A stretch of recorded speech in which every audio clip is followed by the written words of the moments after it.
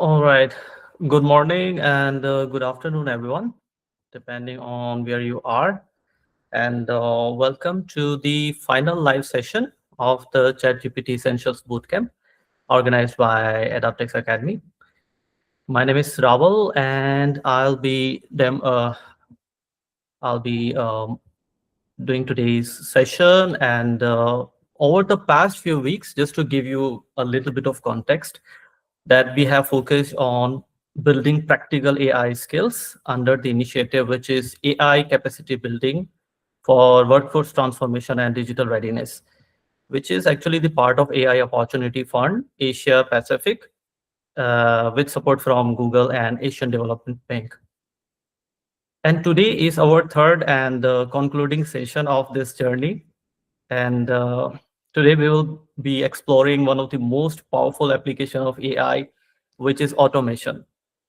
And I would like to thank you all for your consistency and commitment towards learning about AI. And in our previous session, we begin with Prompt Like a Pro, in which we learn about how you can draft effective prompts to get the desired outcomes. And then in our second session, we learned about improving your write-ups using AI, focusing on how you can enhance your writing, whether it's professional or academic. And in today's session, we will be focusing more on how ChatGPT can help automate workflows and real-world tasks. So just to keep everything professional and smooth, I would request you all to keep your microphones muted, and please write down your comments and chat. Uh, and we will be handling your questions in our Q&A segment at the end. And also, I request you all to please stay connected throughout the session. And in the end, we will be having a group photo, which will also be marked as your attendance. So today's topic is automation with ChatGPT and real-world use cases.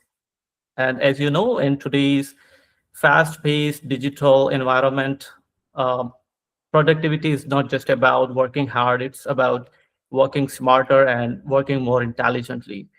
And in today's session, this session will help you how you can automate repetitive tasks, mostly related to your emails and responding to emails, or maybe it can help you in organizing information.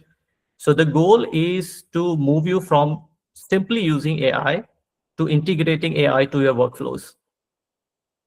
So now it's my pleasure to introduce our speaker, Dr. Zafi Sharhan Sayed. As you all know, he is an AI expert with an extensive experience in artificial intelligence and machine learning. And on top of that, Dr. Zafi and his team designed 3 courses customized for students, healthcare workers, and educators. So, and the most fascinating thing is that Dr. Zafi kept everything very simple, user-friendly, and easy to digest. So we would like to thank you, sir, for also conducting these sessions. And now Dr. Zafi will lead today's session. So over to you, sir.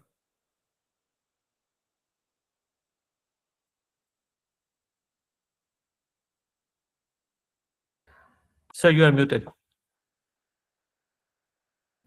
Right. Hello, everyone. I hope you can see my screen.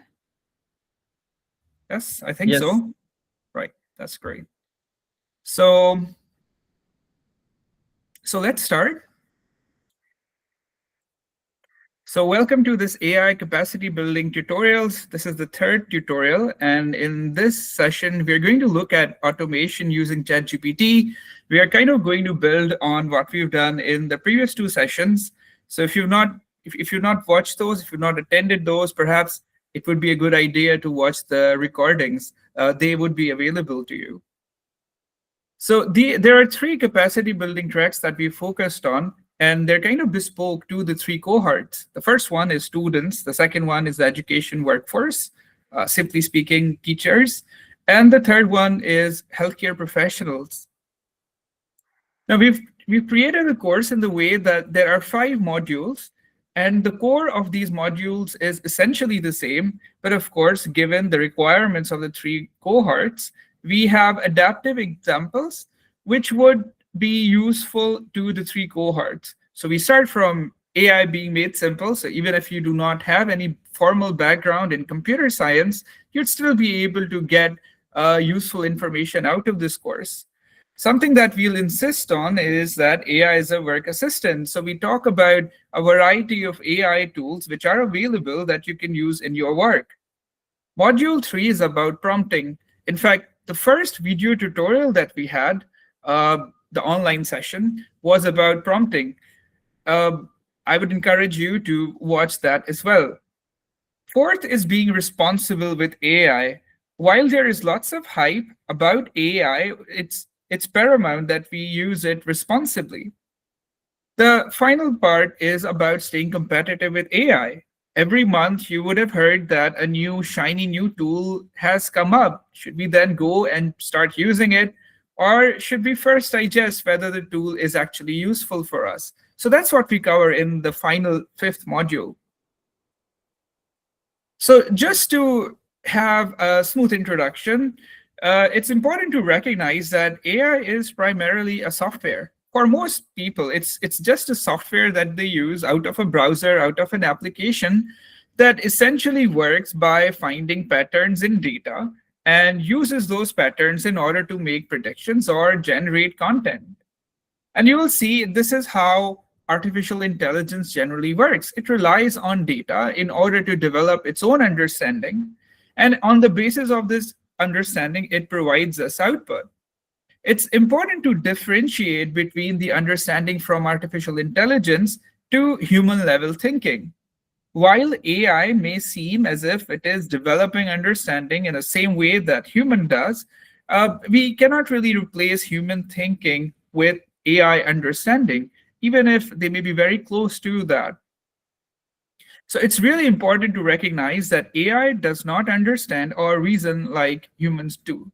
So we have to be careful while using AI, especially in cases where human beings can be affected by it. So things, for example, where empathy needs to be applied, one needs to be very, very careful that we're not using AI in those contexts. Now, AI is different from traditional automation. We have had automation for quite a while now. So traditional automation is rule-based. So if condition A happens, then do this. If condition B happens, then do that. So based on which conditions occur, there's almost always a fixed outcome. But what happens if we don't know of a certain condition and that occurs? So we don't know a priori of a condition that may occur. In those cases, traditional automation sort of fails because it doesn't really know what to do. Now, data-driven automation, which is artificial intelligence-based automation, works slightly differently. We can still embed rules, but it essentially works by analyzing the data at hand. Then it learns patterns from the data, and then adapts what it needs to do on the basis of the data available. So data-driven approach is better in a variety of ways. For example, if, like I said, some event occurs which is not already defined in the rule book, traditional automation would not work. But AI-based automation would be able to figure out a few solutions.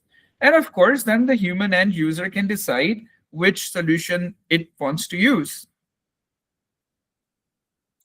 Now, there are two fundamental types of artificial intelligence. Uh, Before sort of the ChatGPT era, we used to have just a predictive AI. The idea here is that AI, the predictive AI, would take in data, it would analyze the data, it would find patterns, and on the basis of patterns, it would make a decision. In most cases, these would be very low risk case studies where we would be using predictive AI. For example, something like spam detection that your email service provider would already be doing. So if you're using Gmail, and if there's a spam email, Gmail is quite accurate, I would say, in moving the spam email into the spam folder. However, sometimes it does make mistakes. And that's an important recognition that we need to have about AI. Some other examples of predictive AI include recommendations. If you're watching one video on YouTube, then uh, it would probably recommend us a video that we would like to watch because it's, again, basis on the patterns that it's recognizing. Similar thing with search results. If you're searching for something on Google, the first few results are actually very relevant to what we are looking for. So predictive AI works really well. The second type of artificial intelligence is generative AI. And even though it sort of had been there before the era of ChatGPT, it really has become more popular because it provided the generative AI through an interface with chat-based interface that we as human users are more acclimatized to.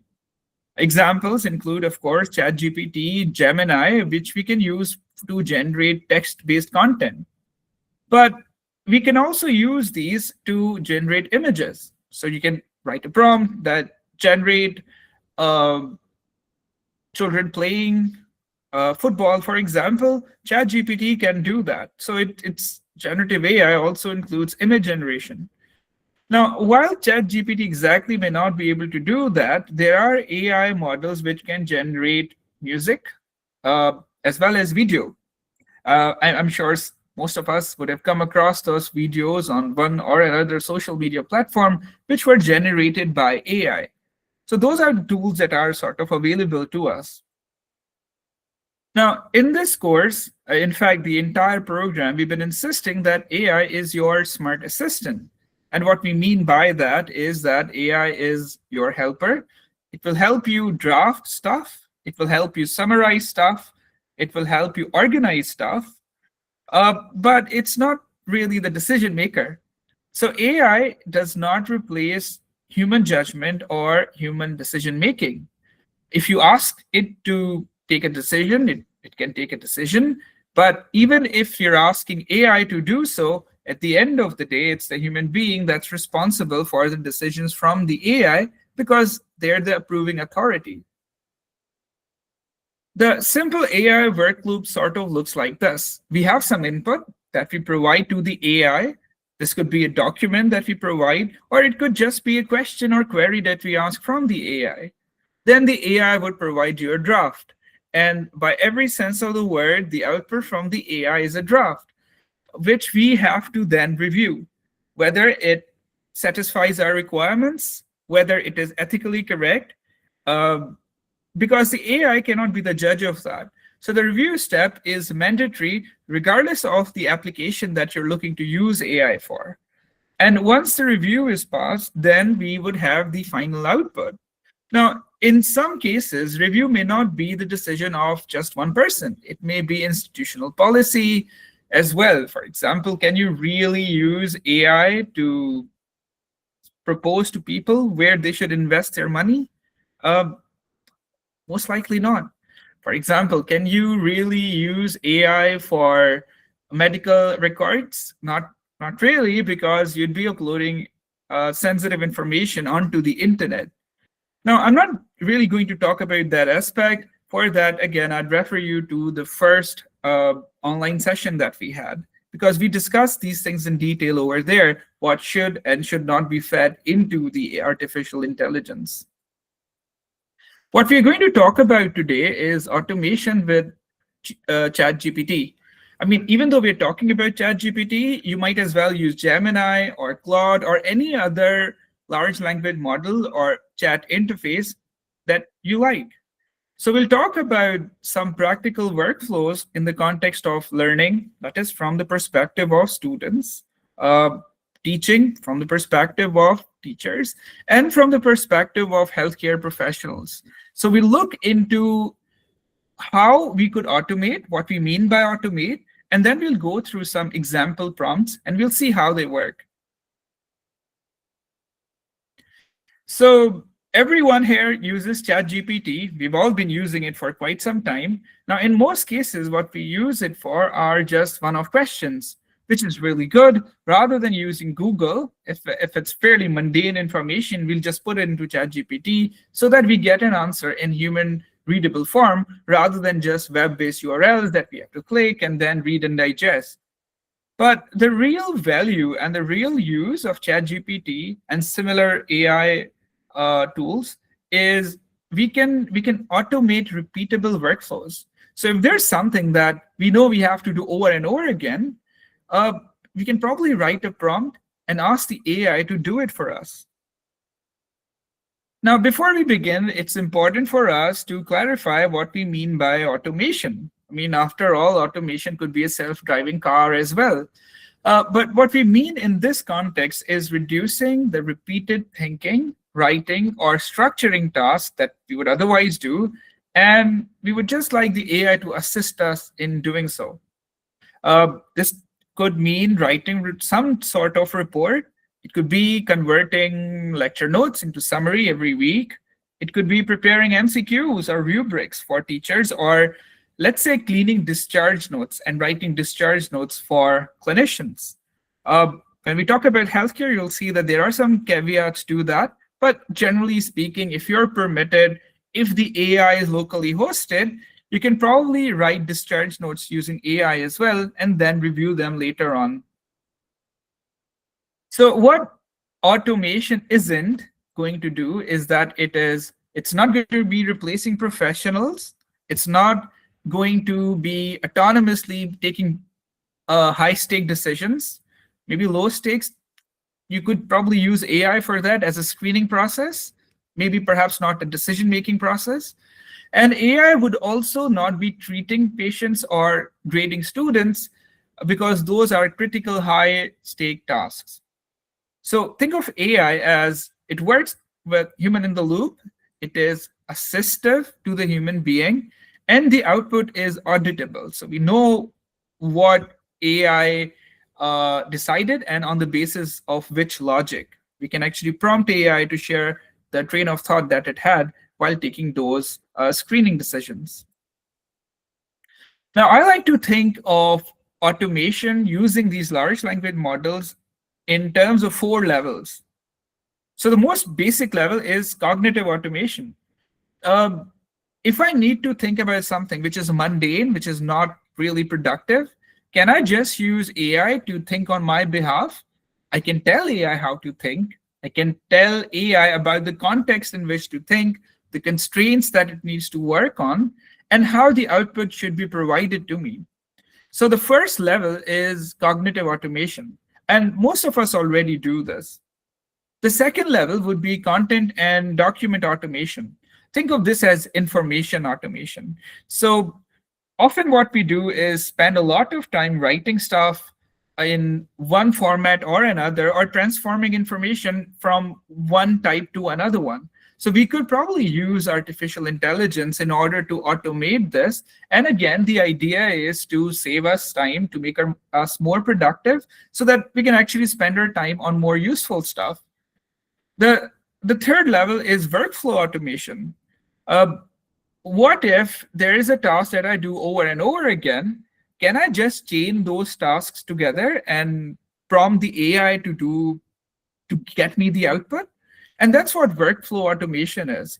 Now, it may be slightly different depending on what you do and how you want to use AI, but what you'll see is that the tips and tricks that we do today would more or less be applicable to whatever you do in your daily life. The final part would be system automation. And the idea here is that there may be a professional tool for what you're doing. Now, you may want to use all these tools, and that's what you do independently. So you use one set of tools, take the output from one tool, feed it as input to another tool, and then go to the third tool and the fourth tool, and so on. So it's also possible to automate this entire process through something like agents, but that's not really what we'll be talking about today, because the theme is generally introductory. So we're going to talk about level 1, which is cognitive automation, level 2, which is content and document automation, and level 3, which is workflow automation. So let's first talk about cognitive automation. Idea here is to use ChatGPT for structured thinking. This is its strongest suit after all. So we'll use things like role-based prompting.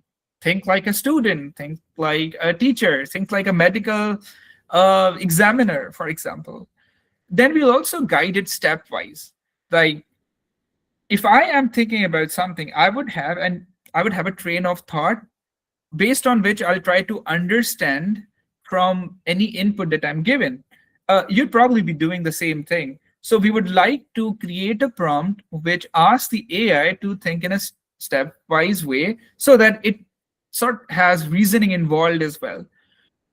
Often when we have output, we would want the output to be constrained based on the input. So we'd have to enter that in the prompt as well. And finally, we would like to have structured formats in the output. If you require a summary, we'd probably require a table. If it is something that is actionable, we probably require checklist as output rather than tables. Some people may require output in the format of sections or outline, etc. So we'll talk about some of those examples. So we look into two case studies. The first one is sort of expert level active reading.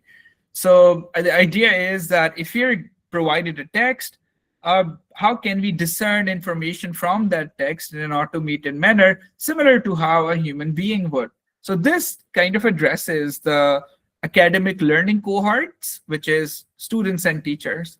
The second prompt we look into is clinical reasoning and documentation assistant. And here we'll try to use the AI in order to assist us in clinical reasoning tasks. Now, in order to save the time that we need to spend on writing prompts, I've already written prompts and we'll probably just share them with you later on. So for now, you can just focus on the output that we work with. So the first prompt is cognitive automation, where we want it to be an expert level reading assistant. So we provided goals that what it needs to look into, then we provide step by reasoning as well. In this case, what we're literally asking it to do is to read text and then sort of generate some questions for us. Now, in the first level, what we'll be looking into is a prompt, and after that, we'll just paste the content. In some of the later levels, we rather than pasting the content because there could be a lot of content, we'll just upload a document into ChatGPT. So the way this works, we'll copy this prompt. We'll go into ChatGPT. We'll paste the prompt here. And I also have some examples, very basic examples of what we want to discern through the AI. And I'll just copy this later on. So where there's text, I'll just paste the text. And then we'll ask ChatGPT to run through the prompt. So the first text is about photosynthesis. It's a general description of photosynthesis.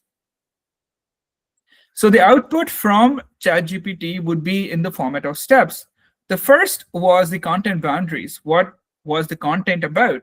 Because we don't really want ChatGPT to answer from parts which are not really relevant. Let's say if there's a topic that students want to learn about, they would like ChatGPT to remain within the confines of those topics, unless the user asks it to go beyond it. So in step one, it provides the content boundaries. In step two, it would generate some questions.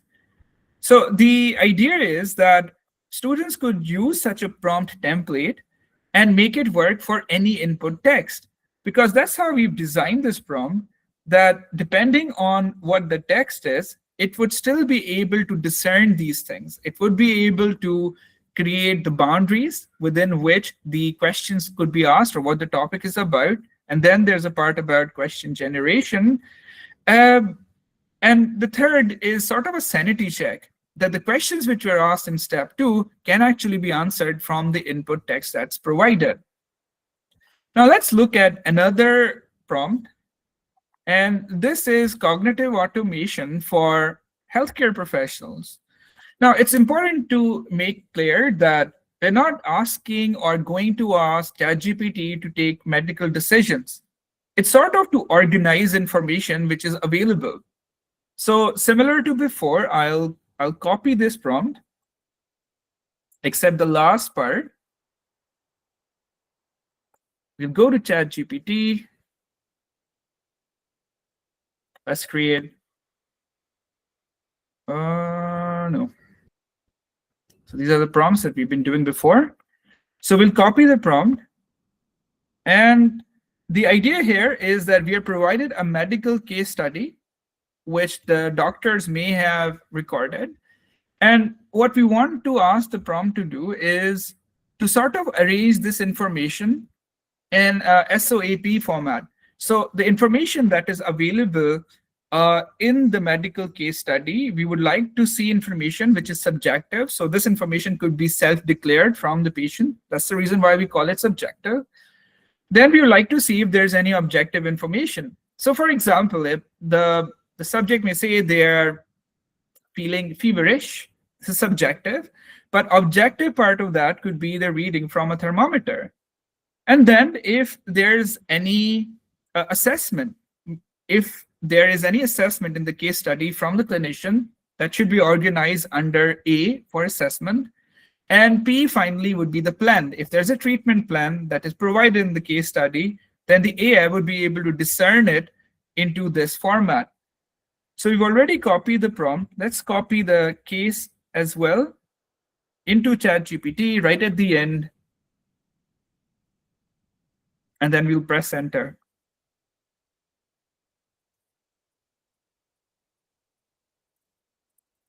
So let's say case is this.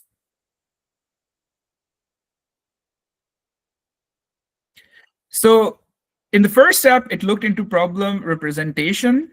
Then it looked into any red flags, which is something which needs to be looked into sooner rather than later.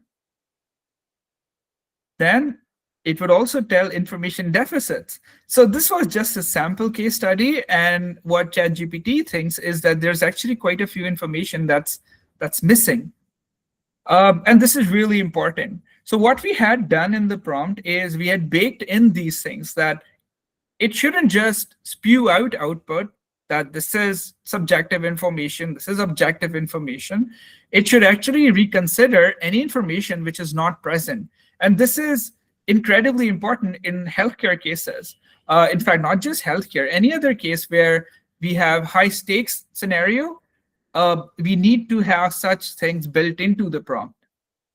So for example, information which was subjective would be highlighted here. Information which was objective is highlighted here. If there's some missing information, ChatGPT just adds a dash that, hey, this information was missing here. In terms of assessment, there are a set of things which were not there and due to which assessment could not be done. So for example, it had raised all these information deficits. So what we did over here in the prompt is to kind of force ChatGPT to say is, if I have incomplete information, I'm not going to be guessing stuff and I'll just keep that stuff empty. Similarly, because there was no assessment, there's no plan either.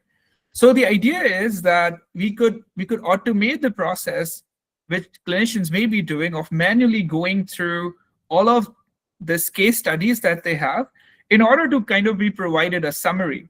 Now, there are some research papers out there which try to focus on this, which sort of show that this may improve the performance and reduce workload of clinicians.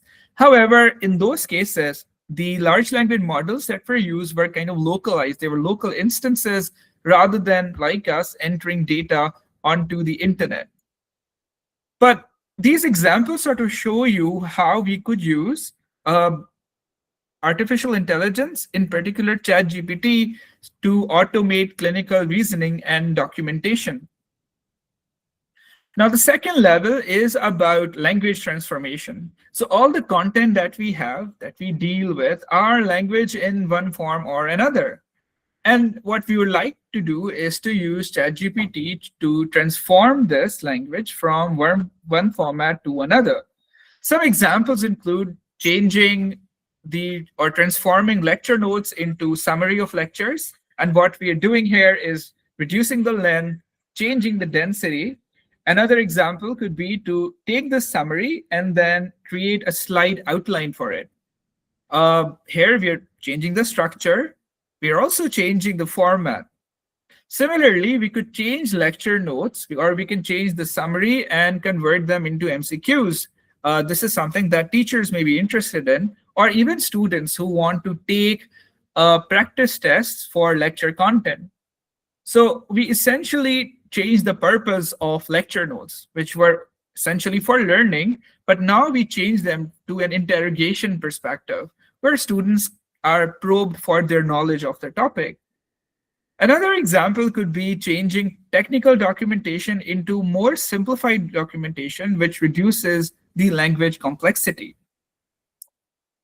Now, here we'll look into three case studies. We'll take lecture notes, and from a student perspective, we'll change those lecture notes into study material. This could be summary outline. Depending on what you ask for, ChatGPT should be able to do that. What we can also do is to change class notes into MCQs. So teachers may be interested in doing this. If they've already prepared lecture notes, rather than creating MCQs manually, which we'd most likely be doing anyway, we could start from a draft which is created by ChatGPT. The final one is to take in any clinical document and discern items which may be considered information for, let's say, other clinicians, and items which may be action items so that we can differentiate and digest this clinical document in a relatively easy manner. So we'll be looking into three prompts. First, we'll look into prompt number 3, which is about taking in a lecture notes and then creating study material out of it. Now, again, the prompt has been developed in a way that you can upload any document, any lecture document, and ChatGPT would be able to generate a summary from it. So what I'll do is, and in this, we're not really pasting any content. We're not pasting any text manually, because if your lecture notes have a lot of slides, you wouldn't really want to copy the text manually from all those slides. So we'll just copy the entire prompt. We'll create a new chat. We'll paste it. And let me copy the folder path. So what I'll do here is I'll copy these lectures on signal processing and say the topic is about analog to digital conversion. It's 37 slides.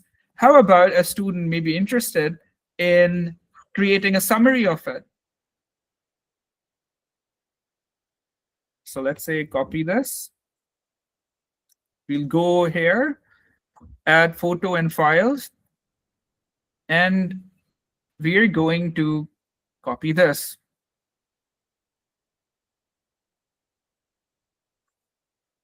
Right, so once that's done, let's let ChatGPT do its thing.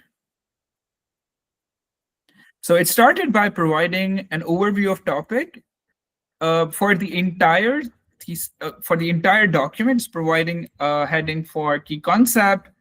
It's talking about sampling. So this lecture was about converting analog signals into digital signals, and it's providing the key technical stuff that a student may be interested in revising right before they go and sit an exam.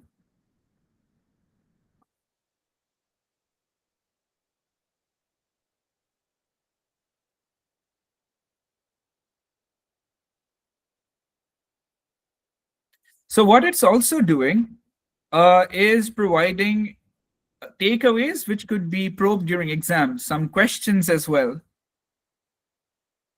which a student could be asked in exam, or for example, a Viva examination. So the idea is that we created a prompt which asked the ChatGPT to think in the same way that a student would, right? A student would look into lecture notes. They will try to understand what's the general idea, what specific parts are important that could be asked in the examination, how those things could be asked. If it's about concepts, then which concepts I need to learn about. If it's about numerical computation, then what sort of things could I be asked during the exam? And we asked the ChatGPT to do it for us. Now, we'd still encourage you to do this yourself first, but then you can supplement your own intuition with intuition from ChatGPT, so that now you're kind of enhancing your own learning. Now, from a teacher perspective, the prompt would be slightly different. So let's say I've created these lecture notes. What I would like to do is to create questions that I could give students during exam. Now, I could do this manually as well, and this is what I would normally be doing. But I could use ChatGPT to sort of start from somewhere rather than start from scratch myself. And this is the second prompt. So this time around, we're saying you're assisting a teacher with assessment item generation. In the previous case, we instructed it that you're helping a student. So we're sort of defining the role for the ChatGPT based AI, uh, which sort of helps it understand what its job is. So then we're also saying that you may only use the content that is provided so that it doesn't really extrapolate, because it's possible that it does that. So I'll just copy this prompt into a new instance and then upload the same PDF lecture notes. We'll wait for it to upload and then we'll run it. So this time around, it's gone for creating MCQs. It's no longer providing summary. It's no longer providing other information. This time around, it's clearly going for an MCQ. It's also providing a cognitive level. So the first one is recall. It's providing a set of MCQs, the correct answer, the justification. This is the second cognitive level of understanding. Then application. So the idea is that through a prompt like this, teachers can take their study material that they've already provided to students, and they could generate questions from it. Now, of course, people who already teach would know that they wouldn't just blindly give these questions. They'll probably go through them, just make sure that the questions are generated correctly and the answers that are provided are also correct, because examination questions is a high stakes scenario. So while we may use the AI as a starting point, at the end of the day, the teacher is responsible for its output. In fact, for the output that they give for the exam. So one needs to be careful about directly trusting some of the output that the AI may be generating in this case.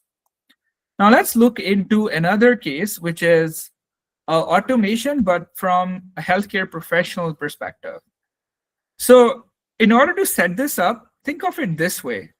There's a report from World Health Organization regarding the dengue virus, and it's 31 pages. Ideally, we would like to read it entirely manually, but what we want to see is from this report, using AI as an assistant, we want to see which information of the content that is provided in this report is for information only, and which are actionable items. That is, items which, let's say, the clinicians need to take action on in their practice. Now, again, in an ideal world, the clinician would read the entire report, discern this information themselves. But what we can also do is to sort of use the prompt in order to make it easier for us to read through 37 pages of information. Now, in this case, we are kind of being very strict about how this information is being used. So for example, the source of truth, the only source of information is the document uploaded.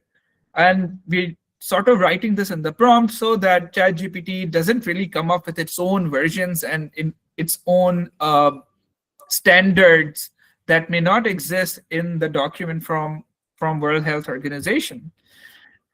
Secondly, we're also asking it to not be biased. So it's not supposed to use any general medical knowledge. Perhaps the new medical knowledge provided by WHO supersedes previously known information. It shouldn't look into any prior training data or any external standards that it may think about. So what we've done here is that in the prompt, which was about healthcare, a much higher stakes scenario, we've built in these things which force ChatGPT to be very constrained in terms of information it uses. Now, what we ask it to do is to tell us what was the purpose of the policy, what were the core principles, are there any roles and responsibilities that have been defined? And if they've not been defined, then it should mention not specified in the document.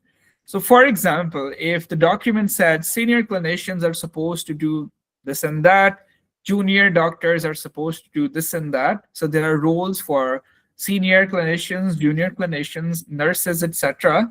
Then we would like to take that information out so that information for every user is provided in their own context. Now, as again, I'm not really going to go through the entire prompt. For now, we'll just copy it in a new chat, and we're going to provide it this PDF. So this PDF is the same one I've downloaded from there. Once it gets uploaded, we'll ask ChatGPT to go forward so that it can provide us information.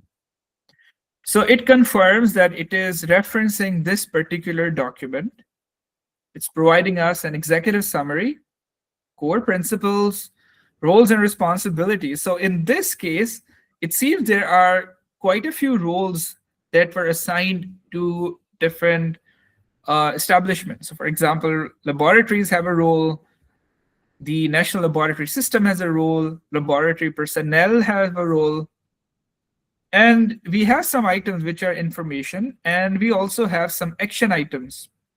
So the idea is that if we're using ChatGPT, we kind of having a summary of a 37-page document, and therefore it will become easier for the healthcare professionals to go ahead, read that long document, and be able to credibly digest it.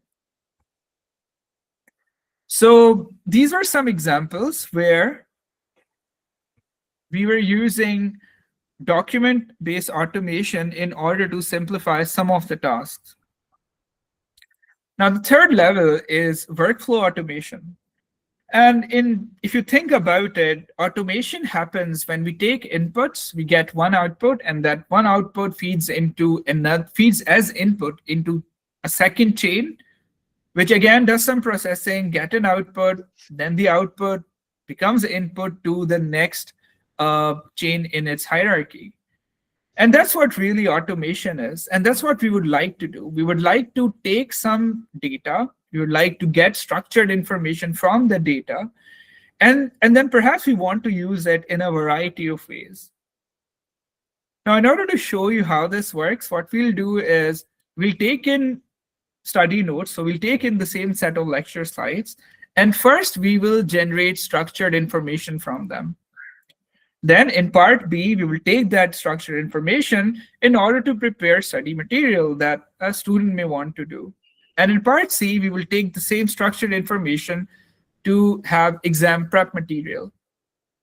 Now, what you will note here is that rather than crafting one prompt for everything, I am going with 3 prompts. And this is something that you would have seen works very well from the first online session, as well as the module about prompting from the cohort that you've taken.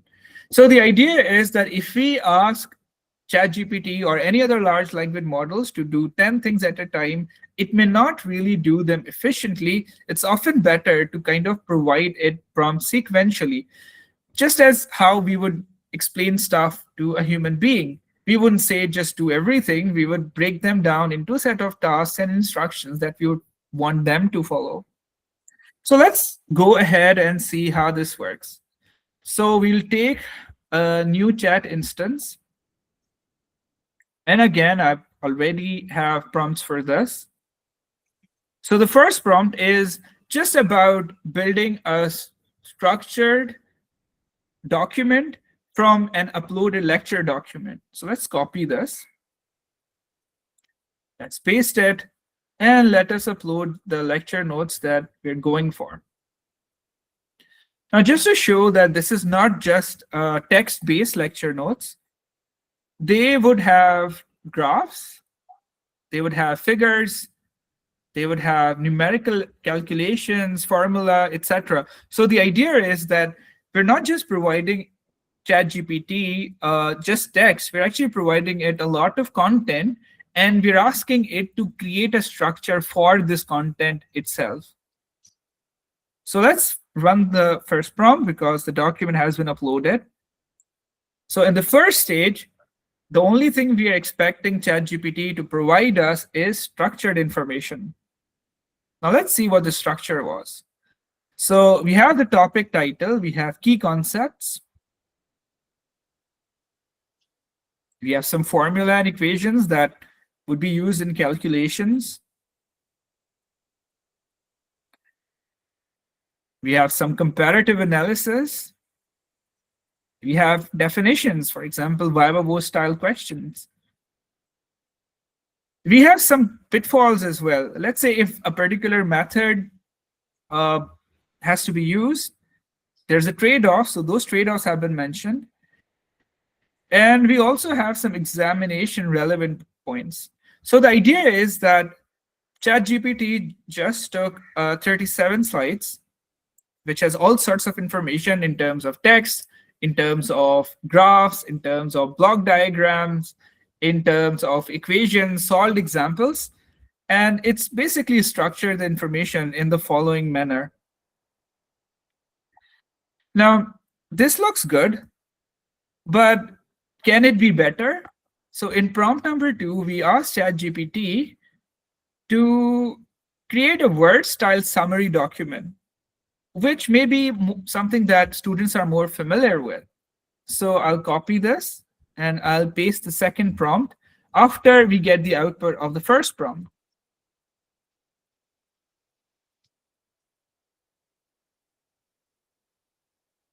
So in this case, we are having information which is slightly organized in a more detailed manner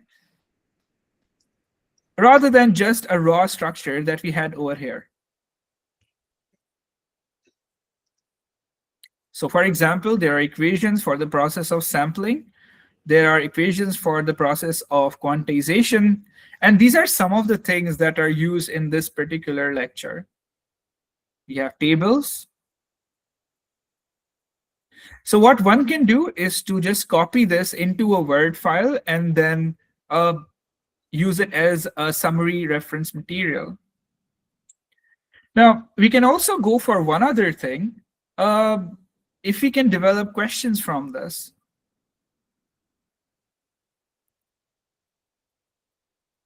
So in this, what we're saying is take the same structured study code that it developed after prompt 1 and then create MCQs out of it. So I'll copy this and I'll then paste it. So what it does now is that it generates these MCQs. And then students, for example, can practice with these MCQs. Teachers can use these MCQs in order to kind of change them and use them in an examination context. So what we've done here is that we sort of automated a workflow, especially from a student perspective. The same prompt could be used for any lecture notes. So in the first stage, it would take in the lecture notes and it would create structured information. In step 2, the same structured information would be converted into study notes. And then in step 3, the structured information from step 1 could be converted into practice questions. Now, we could also go ahead, for example, and prompt that generate a Word document for the MCQs. So let's say if you don't really want to copy this, you can go ahead and ask ChatGPT to do it. What typically happens is that it goes into a Python-based mode where it sort of generates the Word file using Python. Now, for now, you can ignore this message that you have 2 messages remaining. It's fine. I've been using the free version just to show you that for those people who are using the free version, you can go ahead and use it. Of course, there are some constraints. If you're really into and using ChatGPT, you can subscribe for the Pro version as well. Some of the benefits with the Pro version is that you have access to a lot of models. You have access to thinking models, and within the thinking models, you also have extended thinking. But if you're just using the free version, that's fine for most cases. That would suffice for you. And now let's just try to generate, let's open the Word file just to see what it generated. So this particular Word file is a set of MCQs. Essentially, it's the output from ChatGPT, but now we just asked it to generate a Word file as part of our workflow.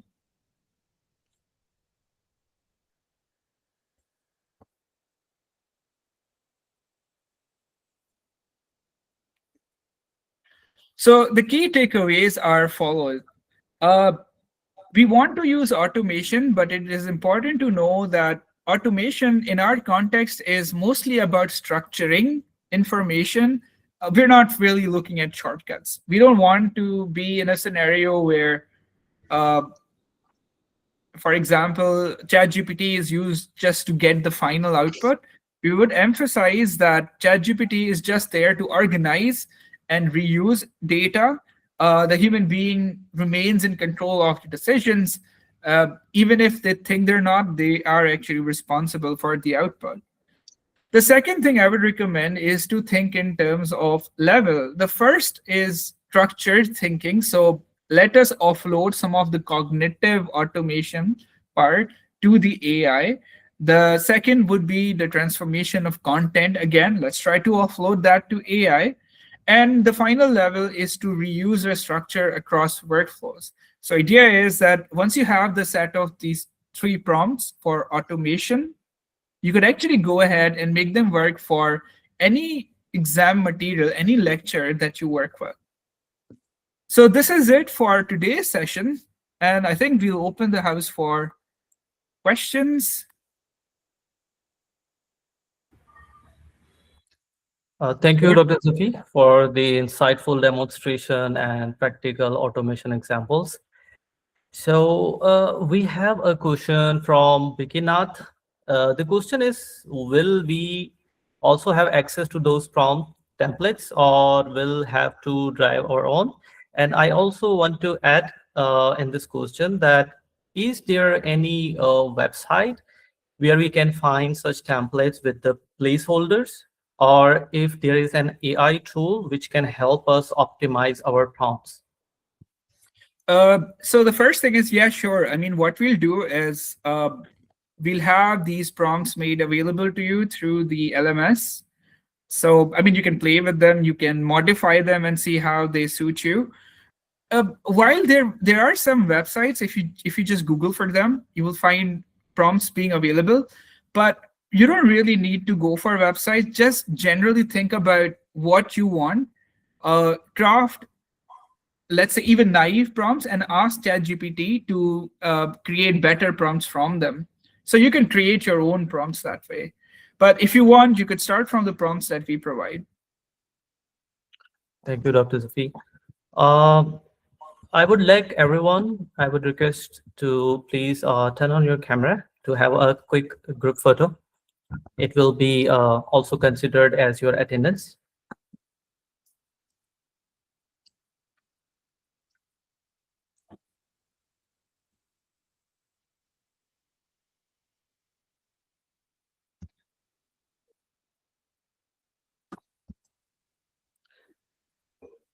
It's so good to see all of you.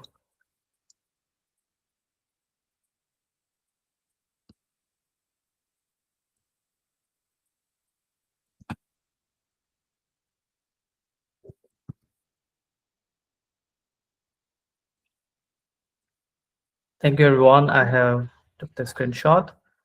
And now, as we reach the conclusion of today's session and the completion of ChatGPT Essential Bootcamp, I would like to extend sincere gratitude to Dr. Zafi for sharing his expertise throughout this series and all participants for your enthusiasm, your engagement, and commitment to learning. Also, one more thing that I would like to just a moment. Yes, so those who are already enrolled, there is the written testimonial and video testimonial. If you go in your student panel, you will find there. And we would like you to also complete, as this is the part of the completing this course. And I think also the evaluation, there will be the evaluation section. So I would also ask you to kindly complete that section too. And in the end, I would also want if there is any feedback or if there is any reflection from our participants on this session.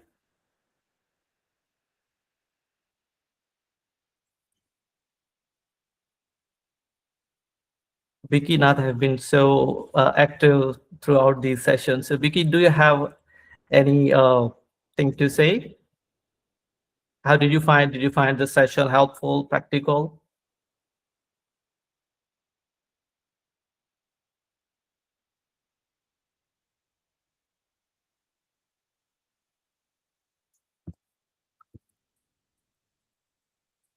Vicky, we cannot hear you. I think you are on mute, but we are unable to hear you.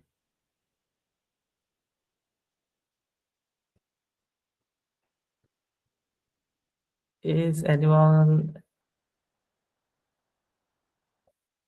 Uh, it's okay. Vicky, we cannot hear you.